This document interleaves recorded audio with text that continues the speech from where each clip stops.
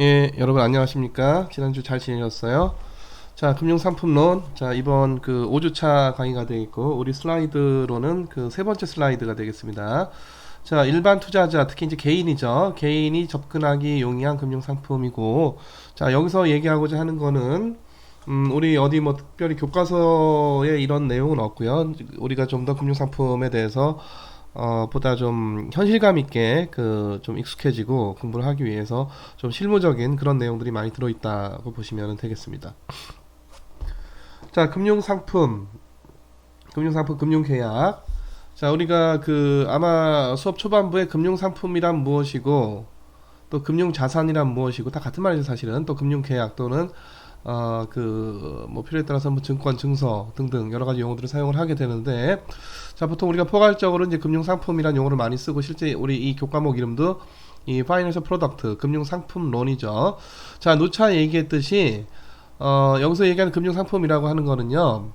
자, 예를 들어서 일반적인 상품하고 완전히 다릅니다. 그래서 우리가 기업의 생산함수, 자, Y equal 뭐 예를 들어서 노동과 자본을 결합을 해서 생산을 하고, 그리고 그 생산량은 그 기술 수준에 따라서 달라지게 된다. 이게 아마 여러분들이 미시경제학, 거시경제 공부했던 이른바 생산함수죠. 생산함수.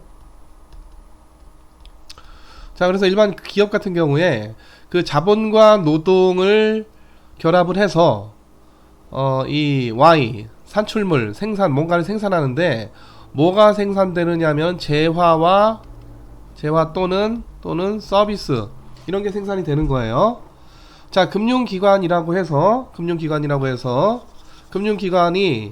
생산함수가 있어요. 그쵸? 그래서 노동과 자본을 결합을 하고, 또 금융기관마다 서로 기술 수준이 다 다르기 때문에 그 산출량이 또 달라지게 될 텐데, 자, 그리고 금융기관에 대해서도 우리가 그 우리 경제학에서 얘기했던 일반적인 생산함수를 적용을 할 수가 있는데, 주의해야 될 거는 여기서 나오는 이제 Y가 아까 얘기했을 때 일반 기업은 이게 재화나 서비스라고 했는데, 금융기관은 그럼 이게 나오는 게 이게 금융기관이니까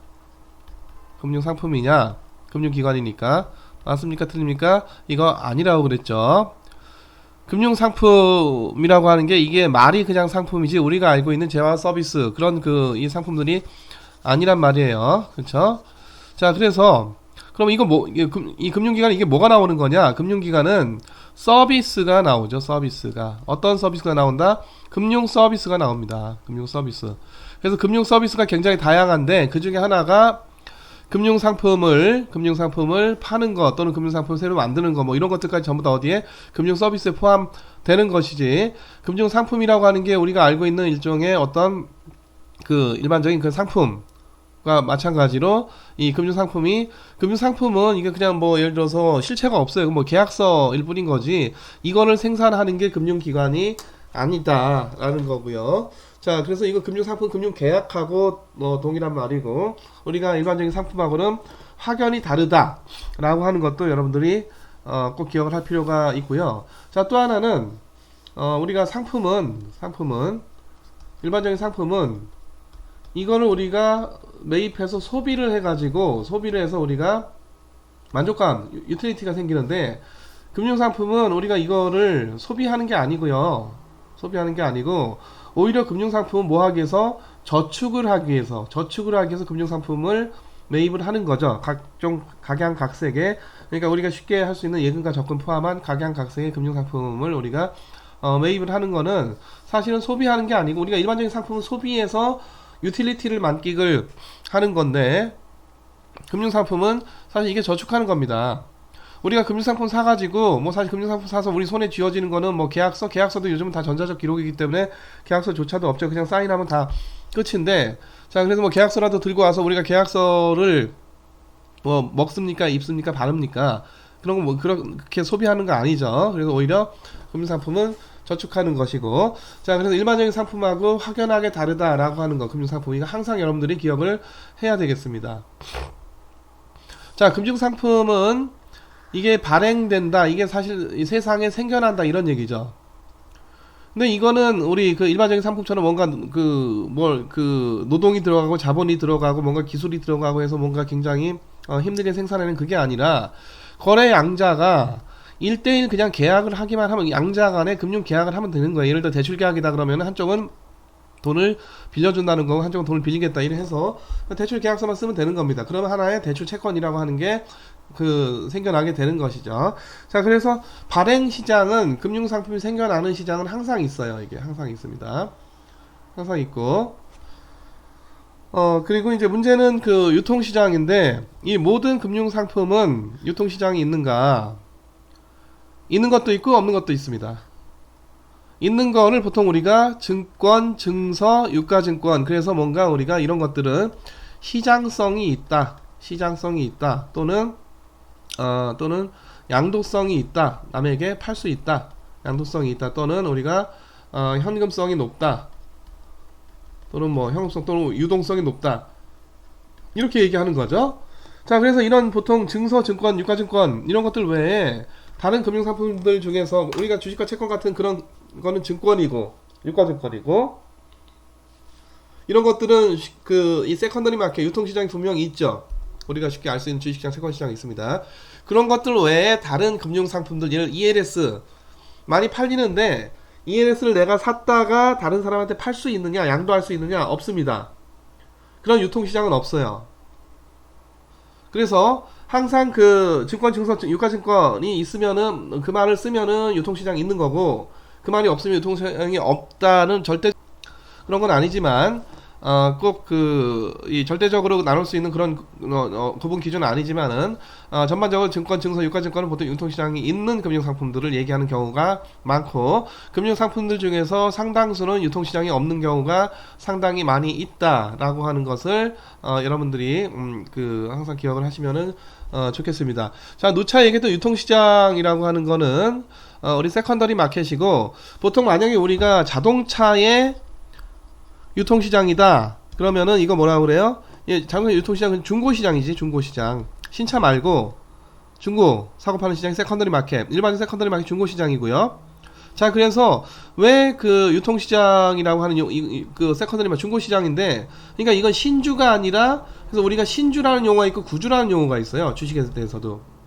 그래서 신주는 새로 발행돼서 나오는 주식을 얘기를 하고 구주는 이미 발행된 주식이란 얘기죠. 그래서 보통 이제 주식의 유통시장 하면은 그게 기본적으로 구주의 시장이 되겠습니다. 신주, 구주 할 때 구주의 시장이 되겠어요. 그래서 신주다, 구주다 이렇게 보면은 개념적으로는 신주에 비해서 구주가 뭐다? 중고잖아요.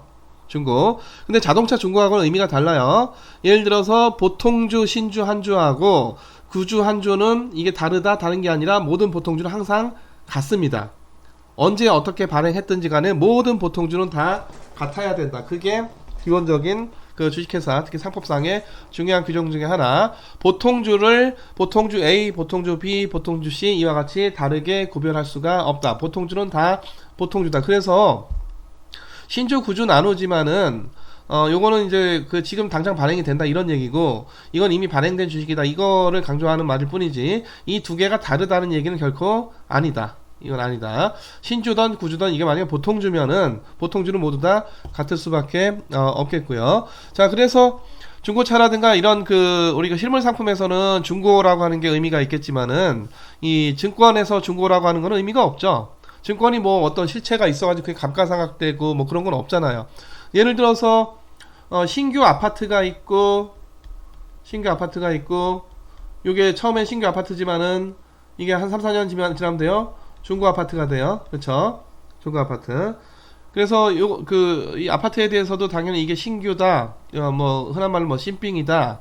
그리고 이게 뭐 중고다. 이런 구분이 분명히 있습니다. 그래서 당연히 다른 조건이 같다면은 중고 아파트보다 다른 조건이 다 같다면은 신규 아파트 가격이 더 높겠죠. 그렇죠? 자, 자동차도 신차가 있고 중고차가 있으면 당연히 중고차 가격이 어떻겠습니까? 아주 특별한 경우를 제외하고는 신차 가격이 당연히 높겠고요. 근데 증권에 대해서는 이게 신주, 구주라고 해도 이게 개념은 중고인데 이게 일반적인 중고 개념이 아닌 거죠. 그래서 이게 중고로 와서 가격이 더 떨어진다 그런 건 있을 수가 없는 거고 이게 만약에 보통주다 라면은 보통주는 다 같을 수밖에 없다. 그래서 자, 유통시장에서는 발행자는 증서든 증권이든 발행자는 아무런 참여가 없습니다. 유통시장에는 그냥 발행자 가만히 있어요. 근데 그 증서를 갖고 있는 사람들끼리 갖고 있는 사람들이 막 샀다 팔았다를 하다 보니까 그 증서 소유자가 다시 말해 청구권자가 계속 뒤바뀌는 거래가 어디에서 세컨더리 마켓에서 이루어지는 것이죠. 그쵸? 그래서 삼성전자가 주식을 발행한다. 자, 이거는 뭐다? 발행시장이다.